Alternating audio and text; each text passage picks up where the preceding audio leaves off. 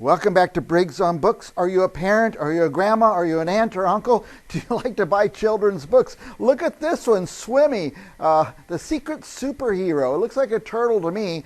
I'm going to tell you about a couple of children's books today, but not just about the books, because I have more than the books. I have the author here too. Welcome, Victoria Smith. Thank you. Swimmy. Let's just jump right in and tell us a little bit about Swimmy, the secret superhero. Well, Swimmy is a box turtle, and by day she's a classroom pet, but by night she becomes a superhero. Now, the kids aren't aware, but on the side of her shell she has these little pink things, and then when she needs to use it, she can actually fly out of her tank. Oh my And goodness. she will, she has a friend, Lizzie Lizard, who lives outside. And there's incidents that happen throughout the story, several of them. And one point, a bird is out there outside and calling for Swimmy. Swimmy can see, and she flies out, protects her. And there's like a tagline always, "Not on my watch," and "Don't come back." So as far as the first one, the bird, she flies to New York. And then the second time, there's an incident that happens in the fig tree, which is outside room 16 classroom. And they're in the fig tree enjoying the figs when a cat pounces. And then again, not on my watch. And Swimmy gathers up that cat and takes it to New Orleans.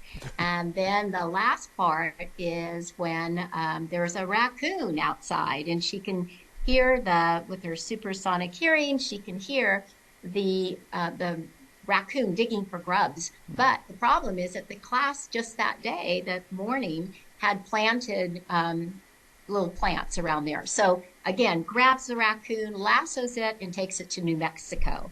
And I got to tell you, my illustrator, who's fabulous, his name is Sergei Servansky. He is from the Ukraine. He did an excellent job. You know when you're in New York, there's a Statue of Liberty. Mm-hmm. You know when you're in New Orleans, we got a player, a brass player. And then when you're in New Mexico, you got the cowboy boots. So he Yeah. did a really good job Yeah. of placing everything. Now, how many pages is this book? What ages is it for? The ages are 4 to 8 years old, and they're always around 32 32 pages. pages, yeah. The story may be about 26, and then you have other things that you add to it. In that particular book, I added at the end the nonfiction part. So about raccoons. I talk about raccoons. I talk about a box turtle, and then I talk about the places that they went, and also the lizard, because I wanted the kids to know that some of them can replace their tails. Yeah. And that what happens in the story, that Lizzie Lizard does lose a tail, but it's okay. She get it back. It amazes me that New York, New Orleans, and New Mexico, I think. Do we know where the story's taking place? It's taking place right there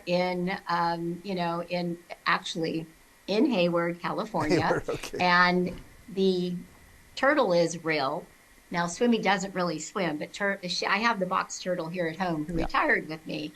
And room 16 was real. The Nice. name of the school, that she's a superhero. Now it changes to she's a Strobridge superhero. Mm-hmm. And that's real. The name of the Mr. Hill, who's a principal, Yeah. that's also in it, is real. So we have a lot of real things. The fig tree was really outside my Wow, classroom as well. nice. Now, let me just get some background from you. You were a school teacher. Yes. And does that make you uniquely qualified to craft these stories for a certain age? Well, it's interesting because I always read. I always taught elementary school, so I love reading books, of course.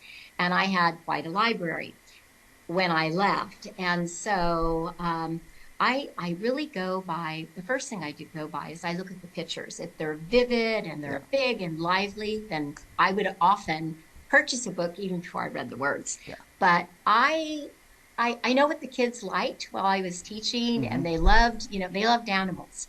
And all my stories are about animals. About animals, yeah. So, So you know what kids would yes. what would attract them from the pictures to. Now, do you have to write a certain way for a certain age, certain words and language and complications in the story? Well, the vocabulary, you don't want to be too higher level. I know that sometimes people say that, well, they can challenge themselves up, but you want it so that the child, I say the ages 4 to 8 so that Ah, they can understand.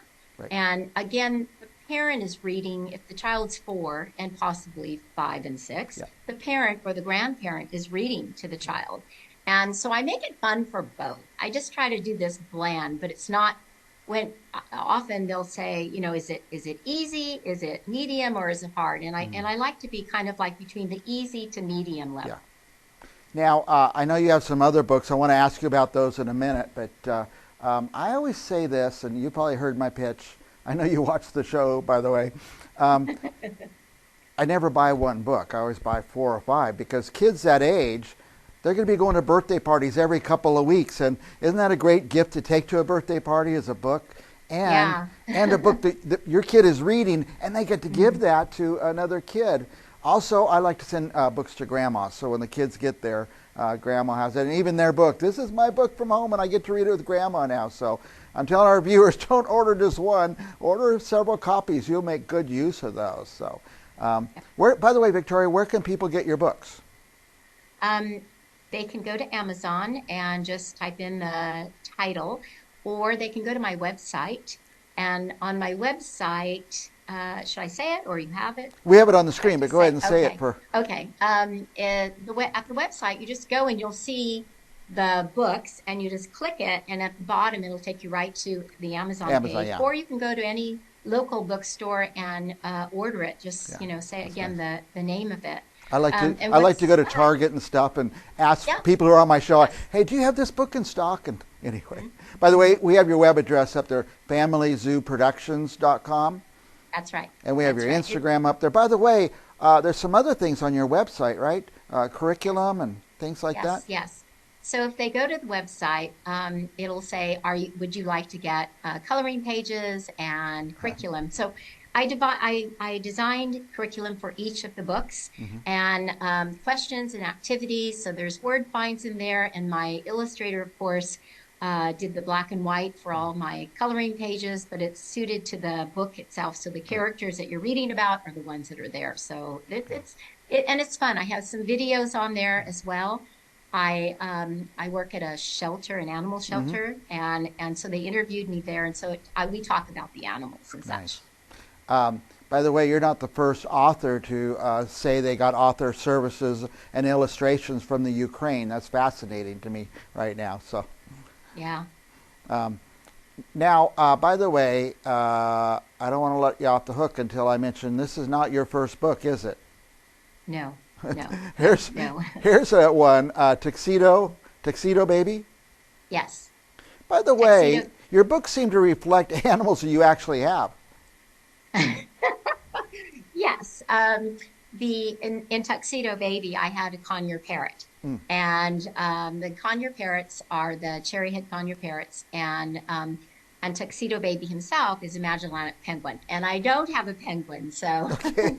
Now this was your but was this your first book, Tuxedo Baby? that was yes, it was Hmm. my first book. And it was really a book that oh gosh, 30 plus years ago, and it just never Yeah, got really refined. And, now that I was retired, I had the had time. more time. And that story, the original story I wrote, is not the story that you see Hmm. in front of you. It's just completely different, There, I mean, it's similar, but better. now there's another Tuxedo Baby book. Yes, that is Tuxedo Baby and his annoying Yeah. cousin. So in the first story, okay, so the Magellanic penguins are in now I'm just not even thinking. They're traveling from Peru is where Hmm. the conure parrots are, and they're coming to Chile to pick him up. And he's lonely in his colony that said that they could adopt him. And so in the second book, they're promised that he can, unite with his family Hmm. and bring them to come over and visit after their baby is born. So in the Hmm. first book, there's a hint that he's going to have a baby sister. Nice. And so in the second book, the cousins come, and oh, they're a nightmare. They're so mischievous, and Tuxedo Baby is so good. He's learned so well. He's so respectful, and it's a battery of things that just happen wrong, wrong, and wrong. And the book even ends with him kind of pondering, how can I do this better? And I like it. So when I go into the classrooms, I'll say, well, how could he have done? How can he help himself and not get into so much trouble? Because he gets in trouble as well. And I say, now remember, he's a good penguin. And the kids will come up and say he should have told someone. He should get an adult to help him. And it's like, Nice. yes. So those are the kinds of questions you'll see in the curriculum for these books. Very nice. And then finally, is it Priscilla? Priscilla Yes. Tux. Yes, yes. Okay, so Tuxedo Baby, he doesn't want to be called that anymore because now he's older, so now he's called Tux. And Priscilla is the baby that the Conyers have. She is now in second grade. There's a show and tell. She has no idea what to bring. Meanwhile, the kids that love Tux, they just love him. And every time they get around him, they want to tell a joke. So that book has a lot of jokes in it. Nice. And then she decides, what can I do? And then finally, it hits her. And it's one of my taglines that sometimes the very thing you're looking for is right under your nose. She decides to bring in Tux. And of course, he's hidden outside the classroom door. It's her time for show and tell. She brings him in. The kids are happy. The teacher's happy. And so all my stories are about family, siblings, family bonding, respect, knowing your limitations. And so that's the stories, but I do it using animals. Nice. Victoria, we're running out of time. We're almost out of time, but I want to give you a minute to say anything about your books, about anything you want, actually. This moment is all for you. Oh, okay. Okay, well, I would just like to say, because I know your listeners out there are authors that maybe put things on the side or they just need a little push. There are two people that I highly want to recommend, and they're also on YouTube. And her name is April Cox, C-O-X. You can go there, look her up on YouTube if you want to find out, how do I begin?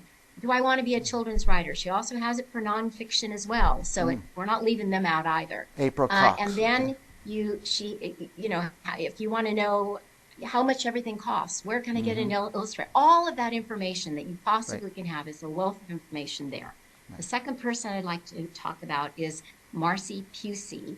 That's P-U-S-E-Y. She's been on TED Talks before. She's also on YouTube. And again, a children's and a nonfiction person. She's fabulous. Just scan through the videos that she's done, and you will find just a wealth of information. So I think it'd be helpful for anyone listening. Those are your go-to people. Yeah, I'm glad you said that, Victoria. I feel like so many authors struggling to get off the ground, don't know which way to go. I think some people get taken advantage of. So April Cox, and the other was? Marcy Pusey. Yeah, if I get it, I'll post those names and the links to their to YouTube. Thank you so much, Victoria. I'm very inspired by you. I hope you'll come back again and again. Is there another book coming? Yes, there is. There is. Did you want me to talk about that, or you tell us for a moment? Okay, it's going to be a challenge. I do have a lot of books that have been written, but they're not polished. And so my daughter just recently lost her beagle of 15 years, and she said, I'd like to co-write a book with you. And I thought, okay. Nice. So it's going to be a challenge because it hasn't been written, but it's going to be, beagles are very stubborn. They're all over the place at times. And so we're going to kind of hook it up with a character who has allergies. And in her body, she's all over, and she can't take the medication during the day because she's in school. It's pretty much a sleepy medicine, so nighttime only. And so we're going to blend it. So the idea will be is how animals really do help people. When you're sick, or when you take an animal somewhere, they'll stay by that owner's side. And so we're going to blend it so that it'll help the character in the story. So together they work together. That's great. That's great. Every time you have a book, come back, because you're fascinating and you're inspired. You're full of energy, and I appreciate that, Victoria. Thank you. Author Victoria Smith. Her web address is on the screen. Her Instagram. Look her up. Buy the books, but don't buy one. Buy 5 at least. Thank you, Victoria. We'll be back. We'll be back with another author right after this.